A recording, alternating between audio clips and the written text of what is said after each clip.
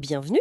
Aujourd'hui, on se penche sur les infos qu'on a pu réunir concernant la finale allée de la Coupe de la Confédération africaine de football 2025. Bonjour. Oui, un match qui s'annonce passionnant entre la Renaissance sportive de Berkane, du Maroc, et Simba SC de Tanzanie. Exactement. Notre but, c'est de décrypter un peu tout ça, de voir ce que les sources nous disent sur les forces en présence, les enjeux, surtout pour ce premier match crucial à Berkane. Tout à fait. Alors, commençons peut-être par l'équipe qui reçoit Berkane. Leur saison, elle est déjà assez historique, non? Ah oui, complètement. Premier champion du Maroc, c'est quand même pas rien. Et puis en CAF, ils ont dominé leur groupe, 16 points sur 18. C'est très, très costaud. C'est solide. Mais ce qui frappe vraiment dans les infos qu'on a, c'est leur bilan à domicile. Ah, ça oui. Le stade municipal de Berkane, les sources le décrivent vraiment comme une forteresse. Difficilement prenable, quoi. Les chiffres sont fous, non? Les chiffres sont, oui, assez parlants, hein. En Coupe de la CAF chez eux, c'est 42 victoires, 6 nuls et surtout 0 défaite. Jamais perdu. Jamais. Et cette saison, c'est encore plus fort. 6 matchs joués à domicile, en Afrique, 0 but encaissé. Zéro. Incroyable. Ça doit jouer sur le mental, j'imagine. Ah bah oui, c'est un avantage psychologique énorme avant une finale aller. L'adversaire sait qu'il arrive dans un endroit où marquer et encore plus gagner, c'est presque mission impossible sur le papier. Et en plus de ça, il y a l'expérience, n'est-ce pas? Les documents rappellent que Berkane, c'est pas leur première finale. Non, loin de là. C'est leur cinquième finale dans cette compétition, je crois. Ils l'ont déjà gagné 2 fois, 2020-2022. C'est ça. Et 2 finales perdues en 2019 et l'année dernière en 2024. Ils cherchent clairement une troisième étoile. Exactement. Et cette culture de la gagne, cette habitude des grands rendez-vous continentaux, ça pèse lourd. On sent d'ailleurs leur entraîneur tunisien assez confiant dans ses déclarations, tout en respectant Simba, bien sûr. Et ils viennent de gagner en championnat à l'extérieur, donc la forme est là. Tout à fait. Savoir gérer la pression, l'enjeu d'une finale, surtout le match aller à la maison où il ne faut pas se rater. Berkane a prouvé qu'il savait faire. C'est une équipe bâtie pour l'Afrique. Alors justement, passons à l'adversaire, Simba SC.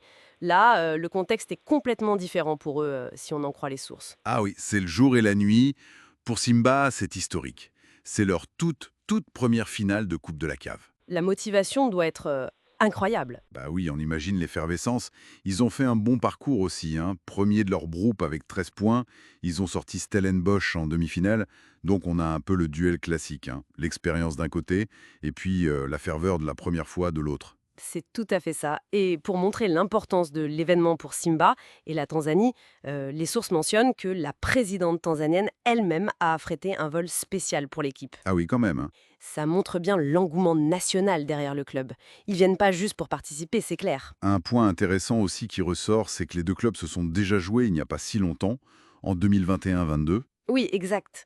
Et les résultats étaient partagés, c'est ça qui est intéressant. Berkane avait gagné 2-0 chez eux, mais attention, Simba l'avait emporté 1-0 en Tanzanie. Voilà. Donc ça prouve que Simba, ils savent comment poser des problèmes à Berkane, même s'ils avaient perdu au Maroc, et ils avaient gagné chez eux.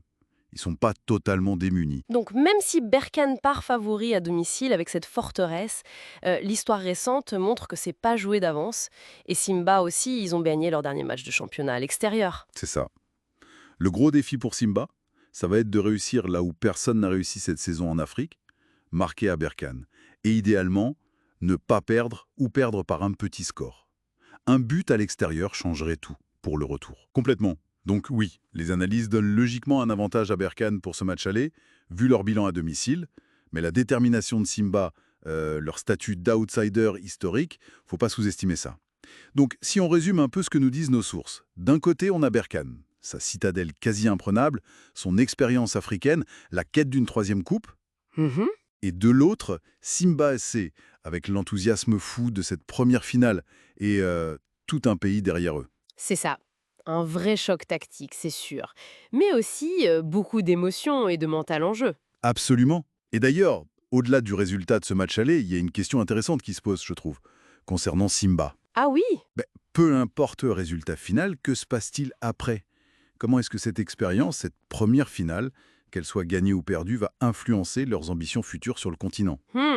C'est une bonne question.